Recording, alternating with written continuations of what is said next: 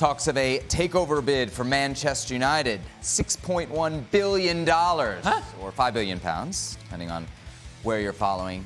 Big money. Will it come to pass? For more on this, we welcome into the show Rob Dawson. You can find his work over on ESPN.com, as well as our percentage expert, Don Hutchison. Rob, I'll start with you because it sounds like you got some breaking news here on the potential sale of Manchester United by the Glazer family. What more can you tell us? Yeah, well, the big news tonight is that Sheikh Jassim and his Qatari consortium, who had made public their bid to buy Man United several months ago, have tonight announced that they aren't going to move forward in the process. They say that the valuation that the Glazers have placed on the club is too high. They feel that they've put a very good bid down on the table. They think that they are the best bidders, the best owners for Man United going forward, but they just can't match the valuation that the Glazers have put on it. So as things stand right now, the Qataris have pulled out. The Glazers, as things stand, look like they're going to stay on. Rob, correct me if I'm wrong. I feel like Manchester United fans have kind of had their hearts set on this sale. What do you think the reaction will be then to it potentially falling through? Yeah, I mean, it's going to be entirely negative for lots of Man United fans. They felt that the Qataris were the perfect owners. They were the only bidders who were offering to buy 100% of the club. They were also offering to wipe away any existing debt. They were also going to put around £1 billion worth into the infrastructure of the club, so improving Old Trafford, improving the training ground. They'd also committed to improving the playing squad. So for the majority of Man United fans, for lots of Man United fans, they felt the Qataris were the perfect owners for Man United, particularly because the Glazer family are so unpopular. So the fact that the Sheikh Jassim and the Qataris have pulled out will be greeted by the majority of Man United fans as bad news. Glazer family, obviously very unpopular, Stevie, but they have spent a lot of money. Are fans right to kind of point their anger at the ownership here? Well, yes, because they have spent a lot of money, but they've put the wrong people in the positions to waste that money. And that is part of it as well. You see across the road, Manchester City have put a lot of money in as well, but they've actually made good decisions in the people that they've put in positions to spend that money.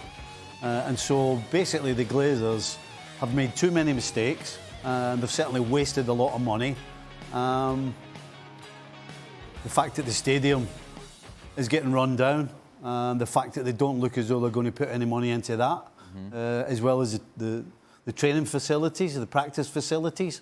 So the place is kind of going down and down and down. That's not good if you're a Manchester United fan. Rob, you hear what Stevie's saying here. You agree? Does he speak for most of the fans that you're coming in contact with? Yeah, most definitely. I mean, that stat that you had up on the screen is very eye-catching, in that United have continued to spend money on players, but as Stevie rightly says, that money hasn't been spent in the right ways. Not only have the Glazer family not put any of their own money in, all that money that's been generated for players has been generated through the club itself, through commercial revenue.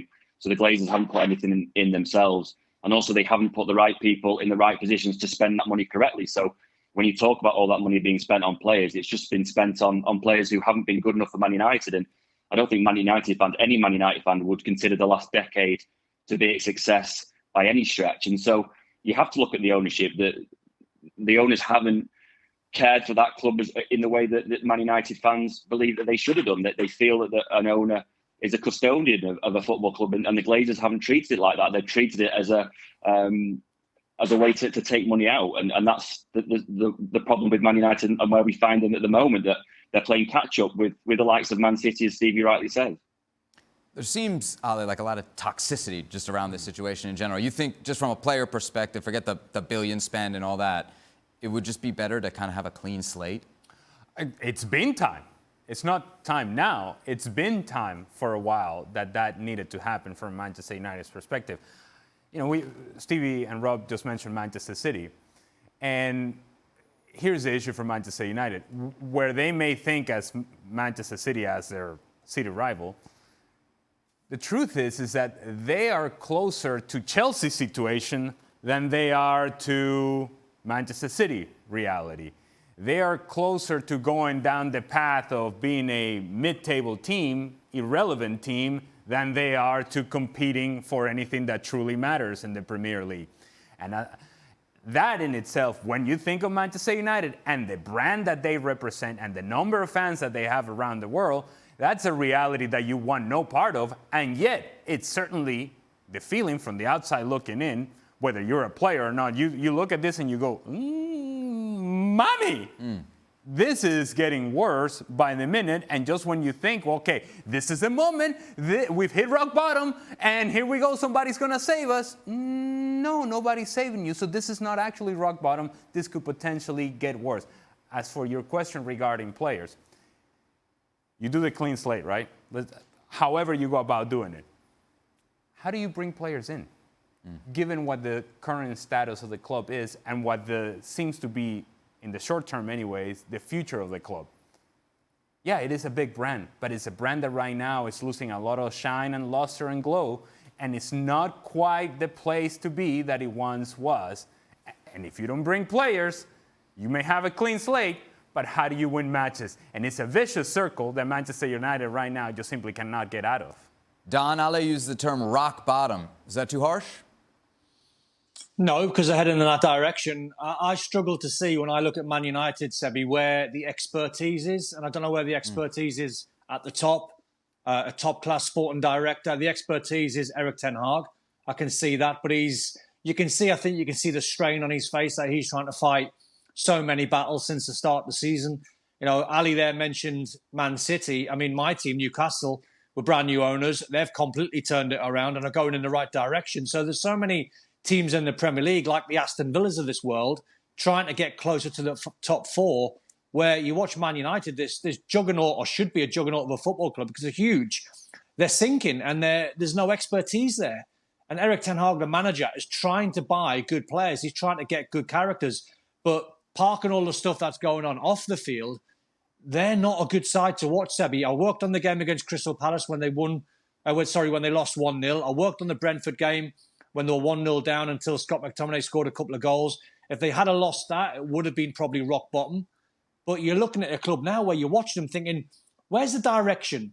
What direction are you going to go in? I don't see it going up. I don't see it trending up at the moment. So Man United fans, with this news at the moment about the new owners pulling out, it just is going to be a massive body blow for the fans.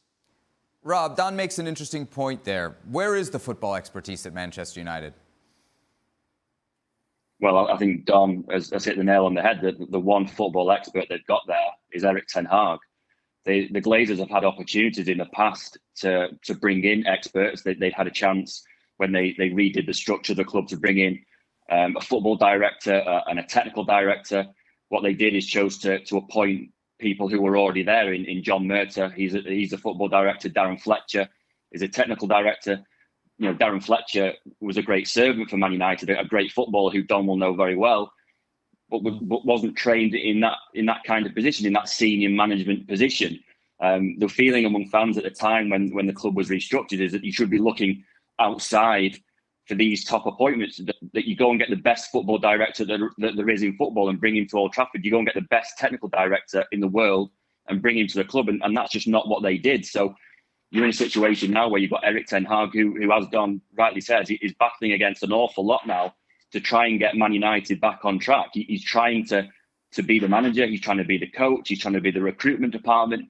He's trying to do everything in a way that perhaps Sir Alex Ferguson did when he was in charge. But the problem is that Man United grew around Sir Alex Ferguson. And the days of having that manager who oversees absolutely everything, you know, football clubs are too big for that now. It just doesn't happen. And you need to have football experts in these top positions. And United just don't have that at the moment. Rob, what about Jim Ratcliffe? We keep seeing his name pop up around Manchester United. Any chance that he could come in this moment and save the day? Well, it's possible that he could come in. It's unlikely that he'll be able to save the day, because at the moment it looks like he's going to only be able to buy 25% of the club, which is obviously a minority. He's going to spend about £1.5 billion on that. We think if it's ratified by a board meeting later next week.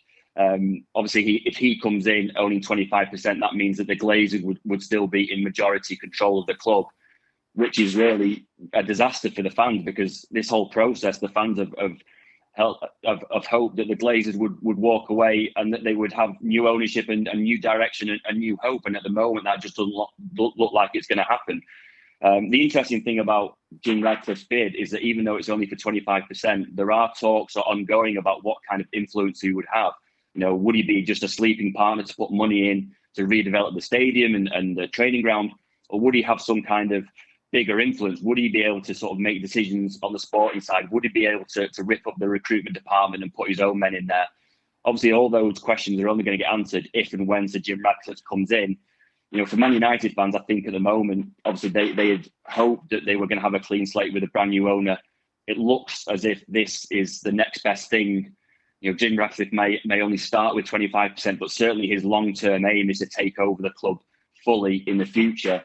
Obviously, when that will be, it is anyone's guess, because at the moment, even though the Man United fans don't want it, the Glazers are still in control.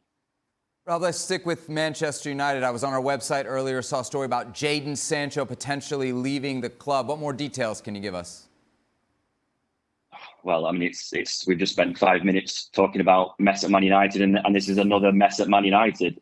They've got a player there, one of their highest paid players, who just isn't playing. He's not available for selection because of his very public row with the manager, Erik ten Hag. Man United, on their side, say that their stance is very simple, that they aren't going to consider next steps with Jadon Sancho unless he apologises first to Erik ten Hag and also does it publicly. Jadon at the moment has decided he doesn't want to do that. And at the moment, he's training on his own. He's not available for games. He's not training with the first team squad. And because it's gone on so long, you have to think that it's going to end with him leaving the club in January. The issue again is that this is a guy who's on the best part of £350,000 a week. No club in Europe can match that kind of contract.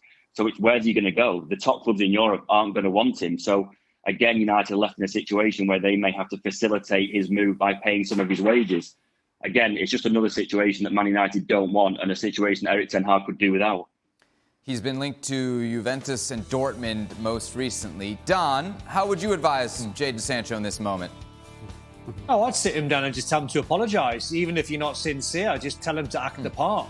Because at the moment, he's wasting his career. He's going backwards. He's not going to be match fit. And listen, I'm always loath to talk about a player when I don't really know what the circumstances are. I've been down that road before, Sebi, when you get into someone in terms of how they're playing and the lack of performances, and then you dig a little bit deeper and you feel you read some blogs and you read some things about mental health issues. So you've got to be a little bit careful on the water that you tread on in terms of what's going on in the background. But what I see in terms of the relationship between manager and player, it's over. It's finished. It's old news. It's never going to happen. The one person that can solve this whole problem, whether he's sincere or not, is Jadon Sancho. And I'm pretty sure inside that dressing room, a lot of his teammates would have said to Jadon Sancho, go and do us a favour. Marcus Rashford, I would imagine, being a sort of senior pro and a good figure in that dressing room, would have said to Jadon Sancho, go and knock on the manager's door. Just go and say you're sorry. Just put on your best acting face for 5 minutes. Be sincere for that couple of minutes that you apologise. Come back in the dressing room. Even if you don't get on, because we've all played for managers we don't get on with. But while you're in that little bit of company, just apologise and you'll be back in the fold. And then it's up to you to train well, to be punctual, to be on time. And then if you haven't got a Man United future come January, at least you're going to be fully fit if you do go to a Dortmund or you do go to Juventus. What you don't want to do is go somewhere in January and you're miles behind, because then you're not going to look nowhere near the player that Jadon Sancho could be. Rob, aside from Jadon Sancho, there's a brewing injury crisis at the club. Just how bad are things getting? Yeah, I mean, it's bad. I mean, they've got two, long-term injuries in Luke Shaw and Lisandro Martinez, who have been out for, or are going to be out for months, and they are two key members of that back four. One of the problems that United have had this season is that they just haven't defended well enough. They need defenders back. They're hopeful of having Sergio Reguilon back and Rafael Varane back for the trip to Sheffield United after the international break. So hopefully the scale of the injury crisis is easing slightly, but they really need Luke Shaw and Martinez back because, as I say, it's been a really underwhelming start to the season for Man United. That they haven't played well, the results haven't been good, and one of the main problems has been that defence. They need to start defending better, and they need key players back in those positions.